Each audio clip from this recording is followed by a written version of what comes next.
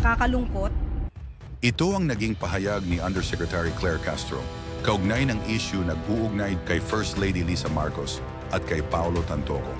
Dagdag pa ni Castro, ginagamit ang issue para siraan ang First Lady at ang panugulo. Ginagamit ng ibang mga obstructionists para masira ang First Lady, ang Pangulo at ang administrasyon na ito. Sinabi rin nito na peke ang police report ang kumakalat online at ito ay isang malaking kasinungalingan. Nakakahiya dahil gumawa sila ng peking police report. Ang sinasabing police report na naipost sa Facebook ay isang malaking kasinungalingan. Samantala, hinimok ni Senator Marcos ang palasyo na magbigay ng mas malinaw at detalyadong ulat kaugnay ng nangyari kay Paolo Tantoco, kabilang na rin ang paglilinaw sa mga aligasyong inuugnay kay First Lady Lisa Marcos. Narito ang ilang bahagi ng pahayag ni Senator Marcos. Given the gravity of these allegations and the matter's undeniable public interest, I urge Malacanang to issue a comprehensive report on the circumstances of Mr. Tantoco's death, including any involvement, direct or indirect, of the First Lady or other Philippine government officials. I also call for the clarification of the First Lady's whereabouts at the relevant time, as may be reflected in official records, such as the medical examiner's report, to dispel further speculation. Panoorin pa natin ang buong detalye. Pero bago yan, huwag kamlimutang mag-like at subscribe para sa mga pinakabagong balita. Walang tanong po mula kay Ivy Reyes. Gusto ko yung inyong mga reaksyon, ha?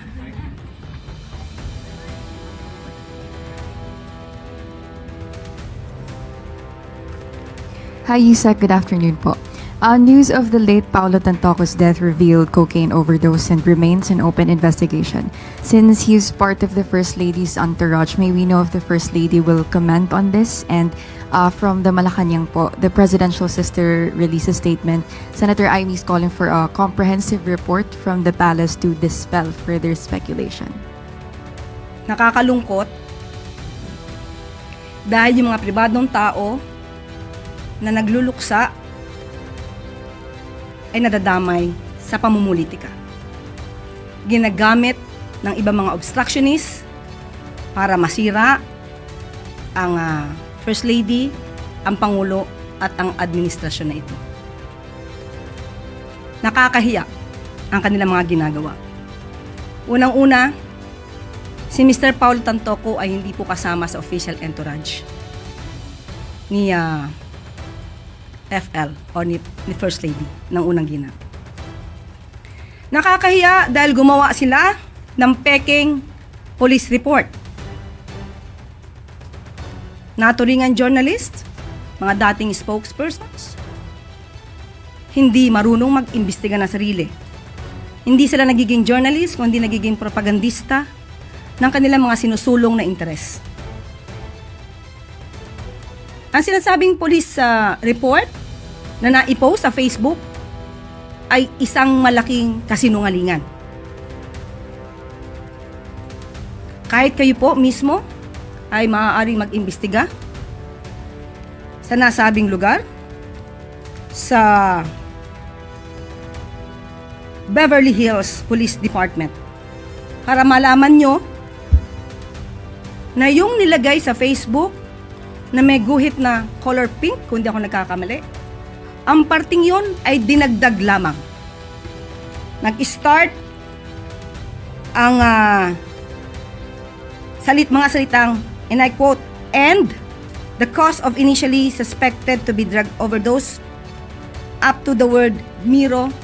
Yan po ay dinagdag lamang. Ito ay mga gawain upang masira ang unang ginang, ang Pangulo, at ang administrasyon na ito para sa pampersonal na interes. Tandaan po natin, ang unang ginang po, nung siya ay nasa Los Angeles, ay meron po siyang security service na provide ng US. At meron din po siyang kasamang PSG. Hindi rin po siya nag-stay sa nasabing hotel ni Mr. Tantoco. Iba po ang kanyang hotel. At meron po siya mga activities March 8. Kung pwede po nating makita, maipakita sa monitor. March 8, makikita niyo po sa screen na mayroong konsyerto para sa Filipino. Makikita niyo sa larawan din, Secretary Cristina Frasco. March 8 yan ginanap, hapon hanggang gabi. Papaanong masasabi ng mga obstructionist na to, ng mga fake news peddlers na to, ang patungkol sa nakita nila mga tao doon sa vicinity? Kaya po yan ay dinagdag lamang. Nandito naman po yan sa Facebook ng unang ginang. Pero kahit ito po ay nasa Facebook at ito po ay naire-report naman, pilit nilang binabago ang kwento at nakakalungkot dahil kapwa Pilipino ang kanilang niloloko para sa kanilang personal na interes. Magandang hapon. Just to follow up on Tantoco case, I would like to reiterate that Senator Amy Marcos issued a statement urging Malacanang to release a comprehensive report about what happened, the whereabouts of the First Lady. Do you see a need for this? Are you going to heed to this call? Nagsalita na po ako ngayon.